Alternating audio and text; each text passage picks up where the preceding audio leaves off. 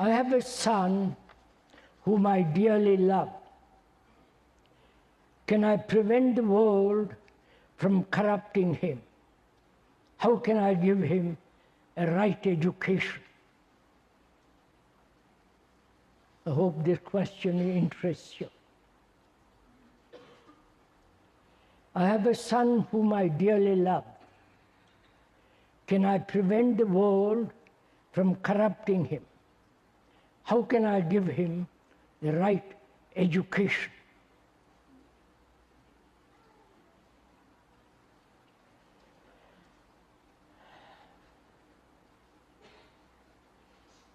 They are discovering, the scientists and those who are concerned with babies and children, that babies are very alert, learn, and watchful. And they can know or realize or sense when the mother is liked or disliked by others. They are testing all this out, especially in America. And from the moment he's born or she's born, the parents are already conditioning him. The parents, their relatives, the people around him are already shaping his mind, his brain. And so, from the moment he's born, conditioning takes place. And as he grows older, this conditioning is strengthened by the society he lives in, by the parents, by other boys and girls, and so on. And in schools, colleges, university, if they are lucky enough to go to universities, the conditioning academically goes on. Knowledge has become extraordinarily important to act skillfully, to earn a good livelihood in daily life. And most of the parents, educators are concerned that their children, the students, the college graduates and so on, pass academically with high marks. They neglect, both the parents, the educators, totally the whole psychological world of the student. So when we ask, what is right education? Is it not only academically to have a good brain, to know the world in which we live, the whole technological development, learn all about it skillfully so that you can have a good job and so on. The parents are concerned that you should quickly marry and settle down. There's a job with a wife and screwed down for the rest of his life. That's what the parents are concerned. And society is concerned that you should be a good citizen, accept more or less things as they are, both religiously, politically, economically, and status quo. should remain. The conservatives, politically on the right, only want to conserve, and the liberals and Labour, left, want to change things. So the battle goes on between the political parties, and the poor child who has grown in this chaotic world doesn't quite know what to do, what to think, and slips into something quite easy, which is to have a family, job, and for the rest of one's life, for 50, 60 years, go on to the office and back and forth, right? This is what we call education. This is what is happening actually in the world, right? Whether in America or here or in India or Asia.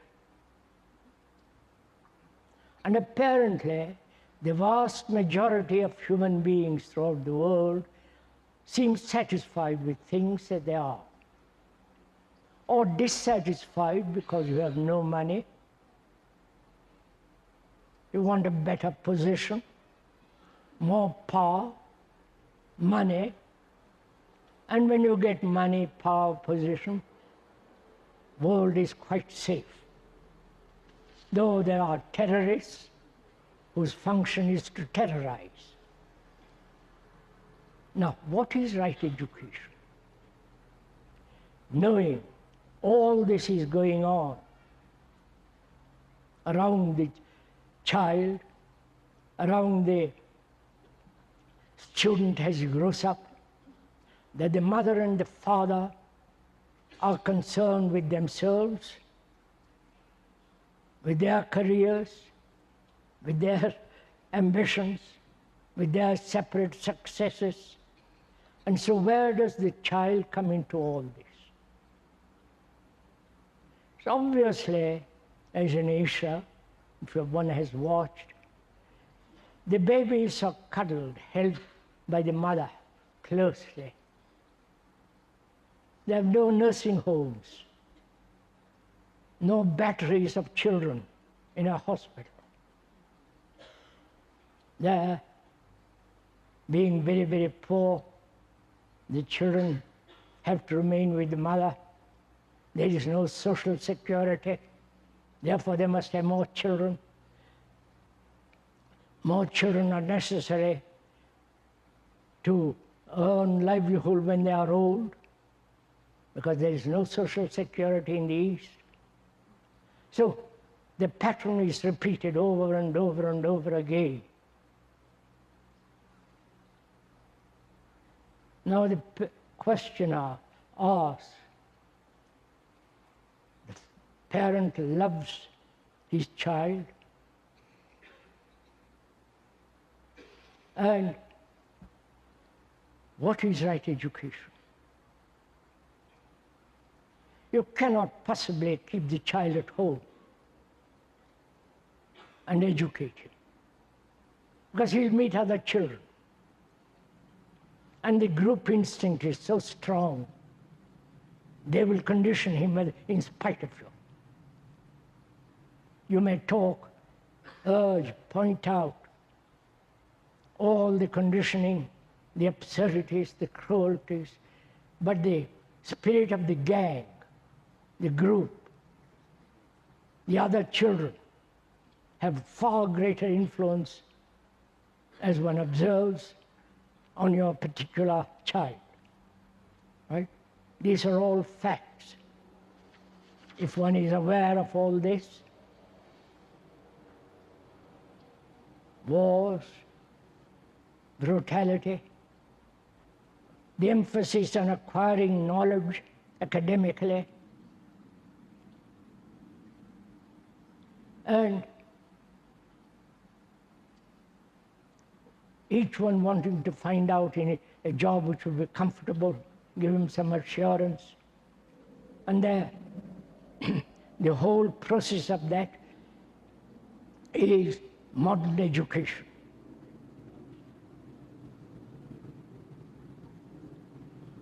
one is quite sure that you know all about this. If you have looked at the world, if you have looked at your own children, and what is happening, this is the pattern, the mode of modern society. Is that right education? Which is to emphasize and cultivate academic knowledge, technological knowledge, how to be an engineer, psychologist, doctor, and so on, and their end, or the cultivation of the whole of the human being,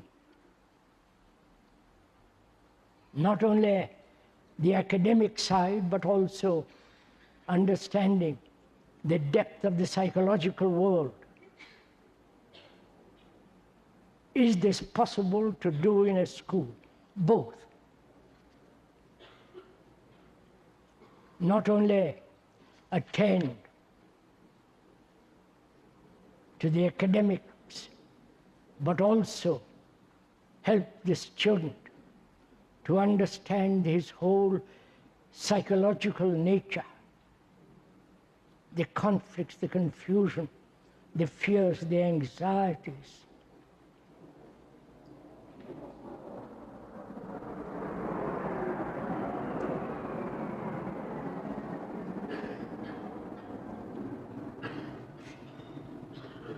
And if he is a boy, he enters the army, especially in Europe, not in America or in England, for 2 years, trained to kill, prepare for war. And the parents say, I dearly love my child. That is, you are preparing for the child to be ready to kill and be killed. This is modern civilization. They talk about beauty, love, God, and the hierarchical structure of society, all preparing for war. And this has been going on for 5,000-10,000 years. And we, ordinary citizens, accept all this. And we say, what can we do?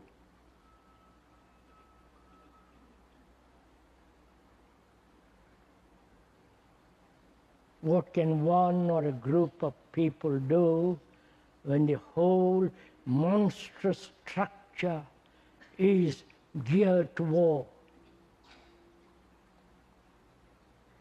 Probably you cannot do anything.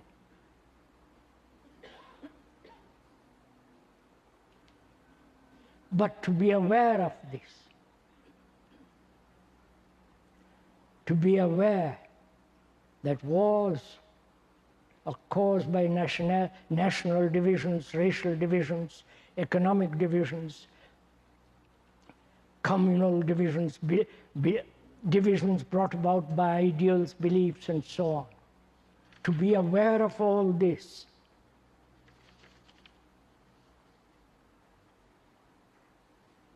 and if one is aware, that very awareness is bringing about its own action. It isn't that you have to do something, join a political party, or this or that. But if one is really deeply concerned,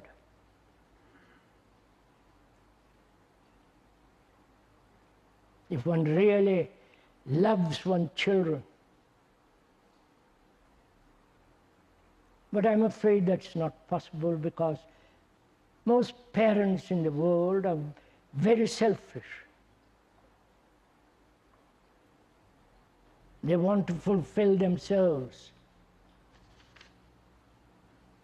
You know all that's happening. The woman has to go out and earn money because she wants a better carpet, better refrigerator, whatever it is. And the husband wants to climb the ladder of success. So they are absorbed in themselves, and the child has very little part in their life.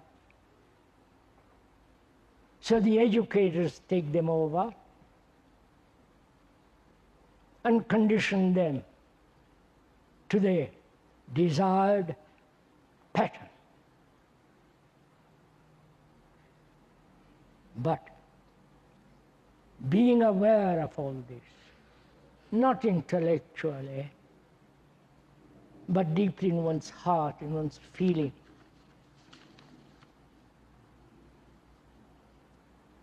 if one really loves one's child,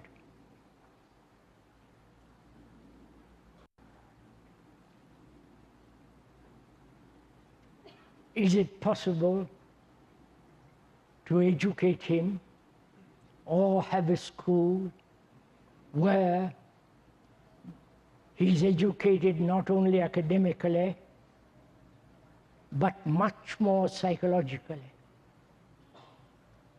to understand his whole being, to be free of his own problems,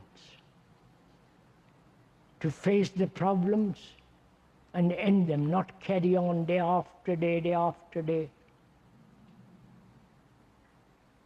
So that demands educators who understand all this, who understand what the world is, what society has become, what the culture of which we are all so very proud, which has become so utterly destructive, and an educator who realizes his utter, total responsibility to bring about a good human being. We are using the word good in the self, holistic, a whole human being, not a divided, broken up human being, fragmented, and therefore perpetually in conflict with himself. That demands a teacher who understands all this. But unfortunately, throughout the world, the teachers are the least respected, least paid. The teachers are the most important people in the world, because they are bringing about a new generation of people. Therefore, they must be respected, paid well, looked after, as in the old Asiatic world, where the teacher was the most important person in the society. Such teachers perhaps do exist in some of the schools in which we are connected. But it's a tremendous task, because the parents don't want something whole. Society doesn't want it. So for those who are really concerned with education, and the right kind of education, if they can come together, put all their resources into this. One of the parents in a group of discussion said, why should I sacrifice myself, give up my drinking, smoking, pot, drugging for my child. You understand? So they're not concerned. And so we perpetuate this terrible society in which we live. So right education is the cultivation of the whole of the brain, not part of it. When that cultivation of the whole of the brain comes about, there's holistic action in which there is no conflict. And such a human being is a good, compassionate human being. And it's up to you if you want such a school.